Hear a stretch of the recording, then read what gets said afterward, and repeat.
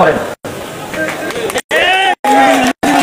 তবে আমি আপনাদের মালিকদেরকে বলে দিতে চাই, ওই বাগানের মালিকদেরকে, আগের এমপি নাই, এখন ব্যারিস্টার সুমন বেতন না দিয়ে যদি হেলিকপ্টারে আসেন আপনি যাইতে পারবেন, হেলিকপ্টারে যাবেন না।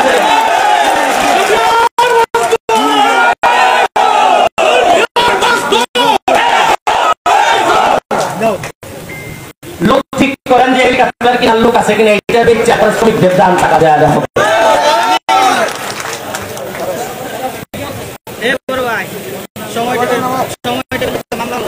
আমি মালিকদের জন্য, মালিকদেরকে বাঁচানোর জন্য মহান জাতীয় সংসদে জানি যে মালিকরা না বাঁচলে শ্রমিকরা বাঁচবে না। মালিকরা 100 টাকা কেজি যদি চা বিক্রি করে আর 100 টাকায় 1 কেজি চাতে যদি 200 টাকা খরচ পড়ে, প্রতি কেজিতে যদি 100 টাকা লস হয়, তাইলে কি এই মালিক টিকবে? আর মালিক না টিকলে কি শ্রমিক কোন টাকা দিতে পারবে?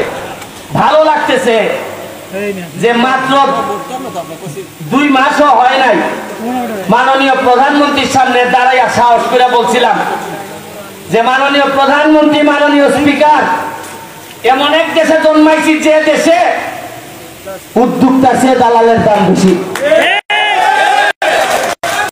আমাদের কাছে কিনে নেয় 100 টাকা, আর আমাদের দালালরা সিন্ডিকেটরা 1 কেজি চার দাম হইল রাখে 400 টাকা। এরা তো 300 টাকা প্রতি কেজি লাভ, আর মরছে আমার শ্রমিক আর মালিকরা। এই জন্য আমার নির্বাচন একটা গুরুত্বপূর্ণ কথা ছিল যে মজা মারে ফজা ভাই, আমরা খালি বইটা পাই, হবে না হবে না হবে না। আর এই ফজা ভাইদের বিদায় দিয়ে আসার আমি, আরে আর যাই করি মরার আগে 4 বছর তো আর এমপি আছি, এরপরে বিদায় করে দিয়েন 4 বছরে 40 বছরের ডাক ডাকে আসার আমি করে দিলাম আপনাদের। আরে ঘোষণা তো দিছি সম্পদ বানাবো না, ঘোষণা দিছি যে আজকে সিএনজি মালিকদেরকে, শ্রমিকদেরকে আজকে আপনাদের আগে এদের জন্য প্রোগ্রাম করে আসছি। গত 40 বছরে আমাদের এলাকায় সিএনজিদের জন্য একটা স্ট্যান্ড করা হয় নাই। আমি এমপি হওয়ার পর মাত্র 4 মাসের ব্যবধানে 2টা স্ট্যান্ড বানাই দিছি।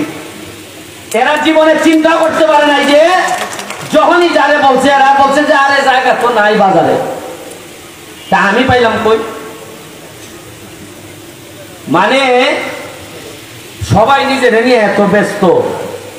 শ্রমিকদের আন্দোলনের কথা একমাত্র শ্রমিকদের পক্ষে ওই পয়লা মেতেই পাঞ্জাবি পরে আইসা নেতারা কথা বলে, এরপরে আল্লাহর কসম করে এরা কোনো কাজ করে না। লম্বা লম্বা বক্তব্য দেয়, উড়াইলাইমো বাইঙ্গালাইমো দেখতাছি। আচ্ছা বলেন তো, আমার একটা কথা বলেন, আমি কি সোনারঘাটের মাধবপুরের একমাত্র এমপি? এর আগে কি এমপি মন্ত্রী ছিলেন না? এই সারা সিলেট বিভাগের মধ্যে ওই এমপি আছেন 19 জন। কতজন? আর চা বাগানের শ্রমিকদের ভোট নেন, চা বাগানের শ্রমিকদের কথা বলেন, নেত্রীর কাছ থেকে সুবিধা নেন, এরকম এমপি আছেন মিনিমাম 10 থেকে 12 জন। কেন? চা বাগানের মানুষের ভোট নিছেন। আর একবার আমার যে বড় বড় পদবীধারী এমপি মন্ত্রীরা ছিলেন, আছেন সিলেট বিভাগের, আছেন চট্টগ্রাম বিভাগের, একবার কি দাঁড়াইয়া প্রধানমন্ত্রীর সামনে বলতে পারেন নাই যে চা বাগানের লক্ষ মানুষের ভোট দিছে? একটা মিনিটের জন্য দাঁড়াইয়া বলতে পারেন নাই যে আমাদের শ্রমিক মালিকরা মরে যাচ্ছে, চা বাগান ধ্বংস হচ্ছে, ধ্বংস থেকে বাঁচান মাননীয় প্রধানমন্ত্রী? কেন আমার বলতে হইল? কেন কেন এই বছরগুলো গেল কই আপনাদের জীবনে? এই যে আজকে যে আমি দাঁড়াইছি, মনে করেন এই খবর দেওয়ানজির মালিকের কাছে যাবে না? দেওয়ানজির মালিক এরা ফোন করে কইব যে এ কিন্তু সেক্টরে বউ, কিটা কইব এর সেক্টরে টাকা লাইন দিলাও কিছু। আপনি কি মনে করেন কইতো না? এমনও কইতে পারে এ কিছু ভাগলা আছে, কুম্বালা কিটা করে ঠিক নাই। মানুষের জীবনে সব মানুষ হইলে কিছু পাগল লাগে না, এইটা ঠিক করন যায় না। কিছু আধা পাগল না হইলে এমন ভাবে বাটপার হলাইছে, ঠিক করতে গেলে আমার মতো কিছু আধা পাগল লাগবো এখন দেশের মধ্যে। কথায় কথায় বঙ্গবন্ধুর আদর্শের সৈনিক, তোমার খাম কিতা একবার চেয়ারম্যানে যাও, তুমি বঙ্গবন্ধুরে সম্মানিত করবা, তুমি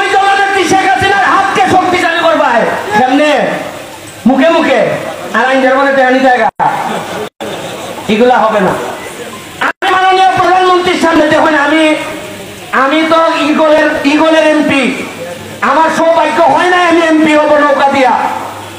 তারপরে মাননীয় প্রধানমন্ত্রী এই পর্যন্ত সংসদে দাঁড়াইয়া আমি যতগুলা কথা বলছি, আমি এখানে সবার সামনে বলতে পারি না, যতগুলা কথা বলছি আমি জননেত্রী শেখ হাসিনা কিছু কিছু কথায় আমার দিকে তাকান নাই, নিচের দিকে তাকাইছিলেন, কিন্তু সবগুলা কাজের কথার ব্যাপারে উনি অ্যাকশন নিছেন। এটাই আমার সবচেয়ে বড় প্রাপ্তি। আমি নৌকা পাই নাই, কিন্তু বঙ্গবন্ধু কন্যা জননেত্রী শেখ হাসিনার আশীর্বাদ এবং দোয়া আমি পাইছি। কারণ সারা জীবন ছাত্রলীগ, যুবলীগ, আওয়ামী লীগ করে তাই শিখছি যে বঙ্গবন্ধুর আদর্শ খালি মুখে মুখে না, তোমার হৃদয়ে থাকতে হবে, রক্তে থাকতে হবে। আর সাধারণ নির্যাতিত নিপীড়িত মানুষের কষ্ট যেখানে হয়, এইখানে দাঁড়াই যাইতে হবে। এমপি হও আর না হও, নেতা হও আর না হও, মানুষের দুঃখে কষ্টে মানুষকে ফেলাই যাওয়া যাবে না। তাইলে তুমি কোনো নেতা না হইলো মানুষ দাঁড়াইয়া বলবে যে বঙ্গবন্ধুর রক্ত প্রবাহ মানে এই লোকটার শরীরে।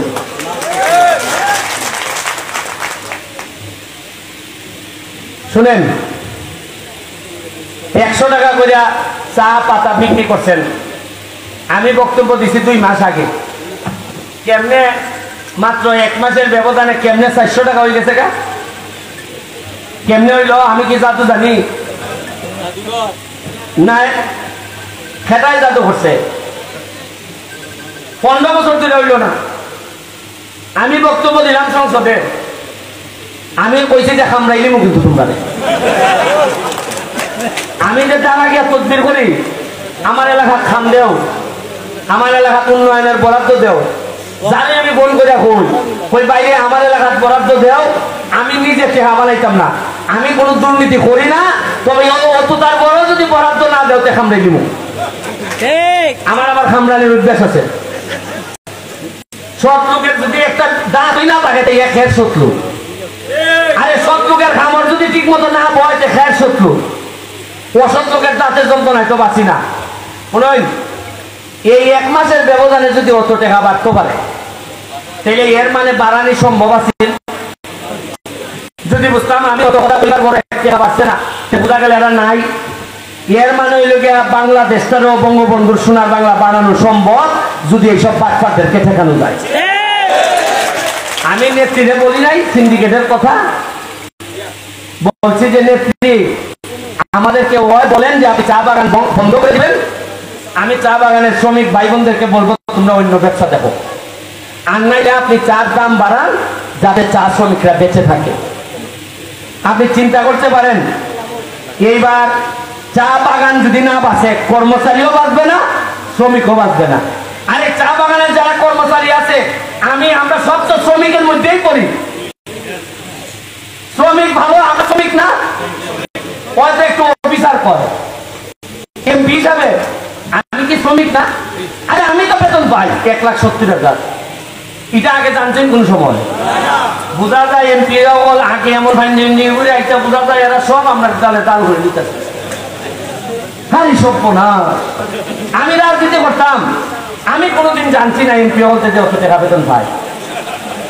আমি রাজনীতি করছি এত বছর, আপনি জিজ্ঞাসা আমার এলাকার যারা রাজনীতি করে কয়জন লোকে জানতো এমপি সাহেব বেতন পায়? সারা বাংলাদেশের মানুষ জানে না। এর মানে কিভাবে আমরা অন্ধকার কাটিং কাটিং করে দিতেছে। মাত্র 3 মাস এসে 29 কোটি টাকা বরাদ্দ পাইছি। কেমনে পাইলাম? আগে কি না নাই ভালোই যাওয়া আরম্ভ হচ্ছে। না করে পয়সা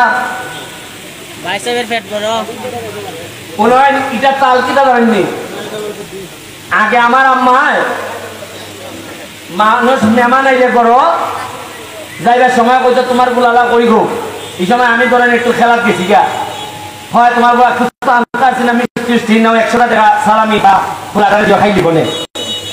আর আম্মা কিটা করতো আমার ওপরে নিচে হাতটা করবো, আম্মার ক্ষেত্রে তাইনে রয়েছে শাড়ি আর দিতা না দেখা পরে দিমুনে। আর আমার মার তাল ধরছে এমপি বলছেন না না সামনে পরে দিমুনে। নেত্রী শেখ হাসিনা যে টেকা দে ইটা শাড়ি প্রেক্ষিয়া কয়েক বলে দিমুনে লাগে দিমুনে। কিন্তু এটা তো মা বিপদে বললে মায়েরই দেখবো, কিন্তু তুমি তো মা না গো, তুমি লাগে দুষ্ট গো, তুমি পুরা খাইবার লেগে ইচ্ছা আমার বুঝছো না তুমি। যাই হোক, আমি আর এমপি না থাকলো খাম সাইডে দিতেছি পয়সা, আমরা শান্তি হয়ে দিবা। আর এমপি বেশি তখন উচিত না, আমার 12 কেজি ওজন হচ্ছে, মানুষে আমার আগে বলে 2 লেভেলের পিঠা আরাম, খালি খসি মুরগি খাওয়া যায়। আমি দেখি খসি মুরগি মানুষের ছায় খাওয়া হয়তো, আমি তো সময় দিতে পারি না। এরপরেও নয়, শাড়ি আইছে এই বাড়ি তো প্রধানমন্ত্রী শাড়ি পাঠাইছুন, আগে জীবনে উনজন কোন ঈদ শাড়ি একটু বুঝছে এরা নিজেরা বাটে 50-60টা বাচ্চা হয়। আরে উনি মানবতাবাদী চেয়ারম্যান, কি পরিমাণ শাড়ি বেচতেছে, এটা আসলে শেখ হাসিনার শাড়ি হয়, তার বাবে ভেলে পাঠাইছুন। তো এইবার আমি পাইলাম 700 শাড়ি, আর পাইছি কিছু লুঙ্গি। আমি ফেসবুকে লেখা দিছি 700 শাড়ি উনি পাইছি। এখন দেখা যায় মানুষের বাড়িটা দিয়ে 30 বছরে জানলাম না শাড়ি দেয়, ওটা শাড়ি তো আনছি না নি আইনা মানুষের বাচ্চা হয়েছে যে তোমরা বাচ্চা দেখা দিচ্ছা, ওটা যারা আমার দেখতে পারে না, এরা গাড়ি ভোট করে 700 শাড়ির মধ্যে 2টাতে লাগছে ব্যারিস্টারের বন্ধুর বন্ধুরে। আল্লাহ কথা আমি বলেছি, আর এমন ভাবে নিউজ করে বোঝা যায় বন্ধুর বউর সাথে আমার যোগাযোগ আছে। ওটা শাড়ি দিয়া এবার আমি সিদ্ধান্ত নিয়েছি কইলো আশাড়ি দিকে লঙ্গি দেবো, শাড়ি দিয়ে আমার অত যন্ত্রণা যে তোর সে খালি লঙ্গি আনবো, খিদা কইলা তোরা এমন বিপদ আছে আমি এনে জানি। এরপরে আমার সাথে যারা থাকে, আমার যখন ভাই নাই বোন নাই, আমার বাপ নাই মা নাই, কেউ দেশ নাই, আমার চাচাও নাই শাশুর ভাইও নাই, আমার কোনো আত্মীয় স্বজন নাই যে এখানে ছাত্রাবাদী করতো, ক্ষমতা দেখাইতো। যারা আছে আরেক বেটান্তের বলাপুরি, এরা আমার লেগে হাস করছে, এমন পাল করছে। আমার সাথে যারা করছি এরা কোথায় কুমারী পূজার মতো কুমারী কিরকম আগামী কুমারী পূজার বেলে যে কুমারী হয় তার বেলে আর বিয়া হয় না। তা আমার যে তাল ধরছে, আমার সাথে যারা কাম করছি এরা কুমারীর তাল ধরবো, যে এরা আর খাইতে আসতো না, কন্ট্রাক্টারে নিতে আসতো না, বাজারও চলতে আসতো না। এরা কিছু লোক আইসে সারা দেশ থেকে কেমনে আমার বলাইনে নষ্ট করিয়া ইটা হয় না, হয় ব্যারিস্টার সুমনের কাছের লোক, ওটা কাছের লোক তো আমার সোনাঘাট মাধবপুরের সবুজ আছো অবধি সব কি কাছের লোক না। যাই হোক, আপনারা দুঃখের কথা হইয়া লম্বা করতাম না, তবে একটা কথা মনে রাখুন, যে পানি দিয়ে গোসল করে সে জামা বদলায়। আরে আমি সেই এমপি যে গ্রাম দিয়ে গোসল করতে শিখছে, আমি ইতিহাস বদলাই ছাড়বো, আমি কথা দিয়ে দেখতে। আমি ধন্যবাদ জানাচ্ছি আমাদের সোনারঘাট প্রশাসনকে এরকম সুন্দর একটি আয়োজনের জন্য। আমি আমার সভাপতি, আমার খুব কাছের মানুষ, সাধারণ সম্পাদক যারা এখানে আছেন, আপনারা কেন্দ্রীয় নেতৃবৃন্দ, আপনাদেরকে ধন্যবাদ জানাচ্ছি যে আপনারা সোনারঘাটকে আপনারা নির্দিষ্ট করে দিচ্ছেন যে এই জায়গায় আপনারা প্রোগ্রাম করবেন, আমাদেরকে আপনারা সম্মানিত করেছেন। সোনারঘাটের মানুষের পক্ষ থেকে আপনাদেরকে শুভেচ্ছা এবং অভিনন্দন জানাই। আমরা আমাদের আতিথেয়তায় ভুল থাকতে পারে, ক্ষমা সুন্দর দৃষ্টিতে দেখবেন। আপনারা বিভিন্ন জায়গা থেকে আসছেন, আমরা চিটাগাং থেকে আসছেন, বিভিন্ন জায়গা থেকে আসছেন, সিলেট থেকে আসছেন, আমরা আপনাদেরকে ওই আতিথেয়তা দেখাইতে পারতেছি না, তবে আর বেশি দিন আমার একটা কথা সময় দেন, দেখেন আমি এই সোনারঘাট মাধবপুরকে কিভাবে আমি প্রচলন করেছি, রূপান্তরিত করি, আপনারা দেখে আনন্দ পাবেন যে কি বানাই দিচ্ছি। আর আরেকটা বিষয় হলো গিয়া, সোনারঘাট মাধবপুরে এমন ভাবে বানাইব, আপনারা যারা চিটাগাং থেকে আসুন একটু দেখতে দেন, কারণ পুরি বিয়া দিবেন লেগে বেউসি যাবে কতদিন পরে, কারণ আমি এইভাবে রেডি করতেছি। আর আমরাও দেখুন একটা ফুলা বিয়া করাইবেন লেগো, আপনারা আফসোস করবেন যে সোনারঘাটের একটা ফুলানি বা মাধবপুর একটা ফুলানি বিয়া করানো যায়। আর আমি 2 লক্ষ সারা লই আইতাছি, যে গরম পড়ছে পয়সা মরার মতো অবস্থা হয়ে গেছি। এরপরে আপনার কারেন্ট থাকে না, কারেন্টের লাগে প্রতিদিন ডেইলি সকালবেলা উঠতে দেখি 60-70 টাকা গালি আমার মা বাপ লইয়া, যে তোমার ভোট দিচ্ছিলাম না, কারেন্ট থাকে না। আমি ওখানে সকালবেলা হচ্ছে আম্মার সাথে আর মাতি না, কারণ অত গাইল মা বাপ তিল্লা গাইল নিলে মার সামনে সাথে কেমনে মাথায়। এরপর জাতীয় সমস্যা, 11 মেগাওয়াট বিদ্যুৎ অপারেশন চালাই দিছি, মনে করছি আমরা দিব বিদ্যুৎ, আমরা বিদ্যুৎ খালি উৎপাদন করছি 60গঞ্জ জাতীয় বিদায় খাইতে লই গেছি, কয়টা আমরা বাচ্চাই জম্বু সবজে ওকে আমি সোনারঘাট মাধবপুরের লেগে কইলে শিবমঙ্গলে হয়তো না, এবার রাষ্ট্র তো দেখে তার দেখে সব এলাকা, আমি তো দেখি আমার খালি মাদকপুর আর রাষ্ট্রের কাছে তো আমি অসহায়। এরপর আমার কথা দিচ্ছে যে বৃষ্টিটা বললো লোডশেডিংটা কমে দিবি, কিন্তু কিতা করবো আমি আল্লাহর রাস্তায়, আপনারা সোনারঘাটবাসী যারা আছেন, আমি অসহায়, আপনারা জানি অনেক কষ্ট করতেছেন। আমি এমপি হিসাবে আমি অনেক অসহায় বিভিন্ন ক্ষেত্রে, কিছু কিছু জায়গায় আমি পারি না, তারপর আমি চেষ্টা করে যেতেছি যাতে কষ্ট কমে, কারণ আমি আপনার ভোট আমানত হিসাবে নিছি, আমি তো বইয়া থাকতাম পারি না, আমি চেষ্টা করে যেতেছি। আমি আপনার আমার লেগে তো আমরা যদি বাচ্চা থাকি, আমি স্থায়ী ভাবে কিভাবে সমাধান করা যায় এটার চেষ্টা আমি করবো। আর আপনাদের 26-এর আইনের যে বিষয়টা, এই বিষয়টা আমি সুপ্রিম কোর্টের ব্যারিস্টার হিসাবে আপনারা আমার সাথে যোগাযোগ করবা, এটারে চ্যালেঞ্জ করিয়া এটাকে কোন একটা আইনি ভাবে হাইকোর্টের মাধ্যমে একটা অর্ডার আনা যায় কিনা, এটা আমি চেষ্টা করব। এটা এমপি হিসাবে না, এটা ব্যারিস্টার হিসাবে আরো ক্ষমতা আছে ব্যারিস্টারের। আর যদি বেতন বন্ধ থাকে তাদের এই মিটিং এ যাবার জলদি যদি লালচান নামারা যদি বন্ধ থাকে, আপনারা আমার বরাবর একটা অ্যাপ্লিকেশন দিবেন, আপনারা শ্রমিকরা এবং স্টাফরা আমার বরাবর একটা অ্যাপ্লিকেশন দিবেন। প্রয়োজনে আমি প্রাইম মিনিস্টারের কাছে নিয়ে গিয়ে বলবো এই মালিকরা এটা চালানোর যোগ্যতা নাই, তাদের লিজ বাতিল করা হোক। তারা লিজ নিয়ে চালাইতেছে আর বাপ নাই মালিক, চালাই লিজ লইয়া সরকারের কাছ থেকে, আর বাপ নাই মালিক। আপনারা অ্যাপ্লিকেশন দিবেন, আমি বলবো যে এদের এই মালিক হওয়ার যোগ্যতা নাই, এরা আরো আমার শ্রমিক মাইরা শেষ, স্টাফ মাইরা শেষ করবো, আমি প্রাইম মিনিস্টারের কাছে যাইব। এত শেষ না, আরো আছে।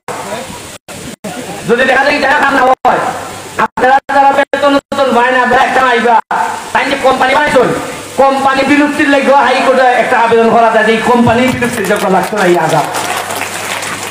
সুতরাং আমার কাছে তো ওষুধ আছে 3-4 জাতের, হোমিওপ্যাথি, এলোপ্যাথিক, আবার একটা আছে কবিরাজি, 3টার মধ্যে অপনিধিও আছে। যেটা লাগে আমি এটা দিতে পারবো, আপনারা আশা করি আমার সাথে থাকুন। আমি আমার কিছু সময় দিন, আমি চেষ্টা করবো আপনারা। আর বক্তব্য শেষ করার শেষে আমি আমার যারা চা বাগানের যারা শ্রমিক ভাই বোনরা আছেন,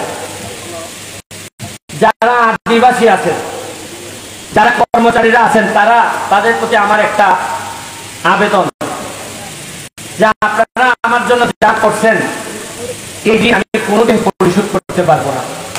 যদি আমি বেঁচে না থাকি, এই এমপি পদটা যদি 5 বছর কমপ্লিট করতে না পারি, আমি আমার ছেলে মেয়েদেরকে বলে যাবো যে আপনাদের জন্য এই ঋণটুকু পরিশোধ করার জন্য। আর যদি বেঁচে থাকি, মনে রাখেন চা বাগানের শ্রমিকদের, বিশেষ করে যার মা নাই, যার বাবা নাই, মনে রাখেন বাবা মা যার নাই তার ব্যারিস্টার সুমন আছে, আমি গার্জিয়ান এই কথা বলে আপনাদের কাছে আবারও ক্ষমা প্রার্থনা করে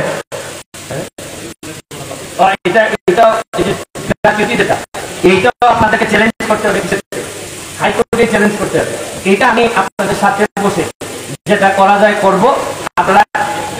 আপনারা টিম একদিন আইনগতভাবে আমার সাথে বসবেন, আমি বসবো। আপনাদের কাছে আবারও দোয়া জননেত্রী শেখ হাসিনার জন্য, জননেত্রী শেখ হাসিনার জন্য দোয়া চাচ্ছি। যদি উনি বেঁচে থাকেন তাহলে আমাদের মতো কিছু মানুষ কিছু কাজ করতে পারে বলে আমার একটা ধারণা, আমার একটা বিশ্বাস। এই দোয়া ও শুভেচ্ছা চেয়ে আজকের মতো বিদায় নিচ্ছি।